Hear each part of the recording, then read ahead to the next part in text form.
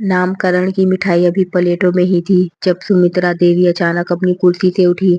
उनके हाथ में माइक्रोफोन था और आंखों में ऐसा गुस्सा जैसे किसी ने उनका सब कुछ छीन लिया हो। उन्होंने पूरे बैंक्वेट हॉल के सामने अपनी बहू की तरफ उंगली उठाई कहा, ये बच्चा हमारे खानदान का खून नहीं हो सकता। एक पल में हॉल में बजती शहनाई बंद हो गई। सबकी नजरें उस नवजात बच्चे पर टिक गई जो अपनी माँ की गोद में चैन से सो रहा था। शीरिया ने कांपते हाथों से अपने बेटे विहान को सीने से चिपका लिया। उसकी आंखें पहले अपने पति करण को खोजने लगी, फिर झुक गई जैसे किसी ने भीड़ के सामने उसकी इज्जत को नंगा कर दिया हो। दिल्ली के रोहिणी इलाके का वह बैंक्वेट हॉल करण ने अपनी 5 साल की जमा पूंजी से बुक कराया था। वह एक प्राइवेट बैंक में नौकरी करता था। सुबह से रात तक ग्राहकों के पीछे भागता, ओवर टाइम करता ताकि घर की ईएमआई, माँ की दवाइयाँ और आने वाले बच्चे का भविष्य सुरक्षित रह सके। आज वह बस इतना चाहता था कि उसकी पत्नी महीनों के दर्द और तकलीफ के बाद खुलकर मुस्कुरा सके। लेकिन उसकी माँ ने उस खुशी को तमाशे में बदल दिया। माँ, ये क्या कह रही हो आप? करण ने घबरा कर पूछा। सच बोल रही हूँ, सुमित्रा देवी चीखी। तेरा ब्लड ग्रुप ओ पॉजिटिव है। हमारा पूरा खानदान ओ पॉजिटिव है।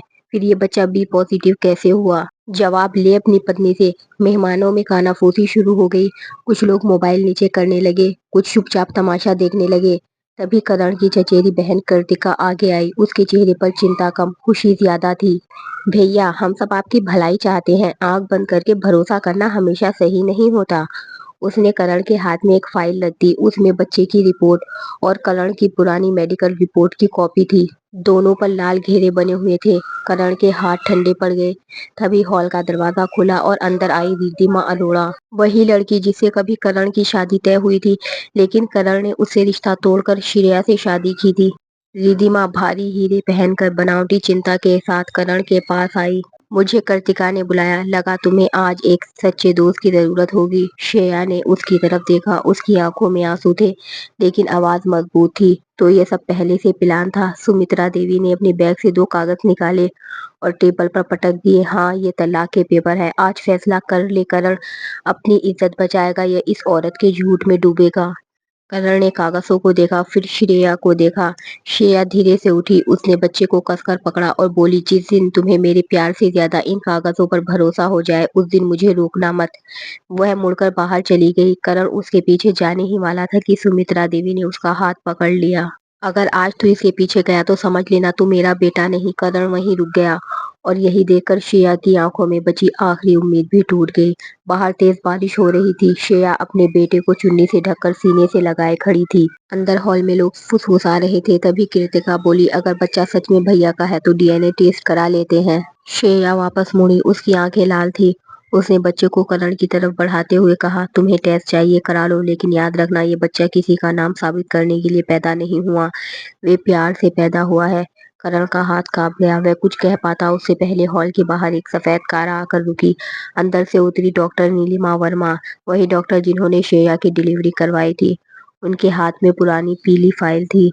उन्हें देखते ही सुमित्रा देवी का चेहरा सफेद पड़ गया। डॉक्टर ने सबके सामने कहा, डीएनए टेस्ट जरूर होगा, लेकिन उससे पहले एक झूठ खत्म होगा।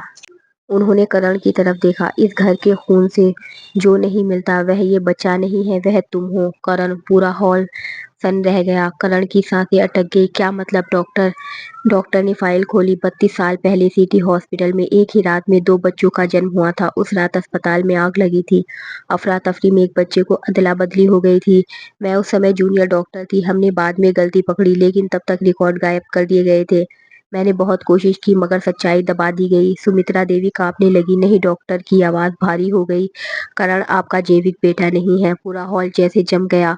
करण पीछे हट गया। उसकी आंखें अपनी माँ पर टिक गई। आपको पता था? सुमित्रा देवी रो पड़ी। हाँ, 15 साल पहले मुझे सच पता चला था, लेकिन मुझे डर था कि अगर सब जान गए तो तू मुझसे दूर हो जाएगा। तो आपने अपनी बहू पर इल्जाम लगा दिया? करण चीखा। सुमित्रा देवी जमीन पर बैठ गई। मैंने सिर्फ तुझे खोने के डर से यह सब किया करण। करण की आंखों में आंसू आ गए। उसने तलाक के कागज उठाए और सबके सामने फाड़ दिए। फिर वे भागकर बाहर गया। बारिश में भीगी श्रेया अब सड़क किनारे खड़ी थी। करण उसके सामने घुटनों पर बैठ गया। मुझे माफ कर दो, मैं तुम्हारे साथ खड़ा नहीं हो पाया। श्रेया की आंखों में आंसू बह निकले। तुम्हें पता है सबसे ज्यादा दर्द किस बात का हुआ? तुम्हारे सवालों का नहीं, तुम्हारी चुप्पी का। करण करण ने अपने बेटे को गोद में लिया। पहली बार विहान ने आंखें खोली और हल्का सा मुस्कुराया।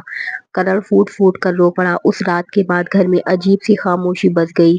जिस घर में कभी सुमित्रा देवी की आवाज गूंजती थी, अब वहां सिर्फ पछतावा था। श्रेया घर में रहती जरूर थी, मगर दिल से दूर हो चुकी थी। उसने खुद को सिर्फ अपने बेटे तक सीमित कर लिया था।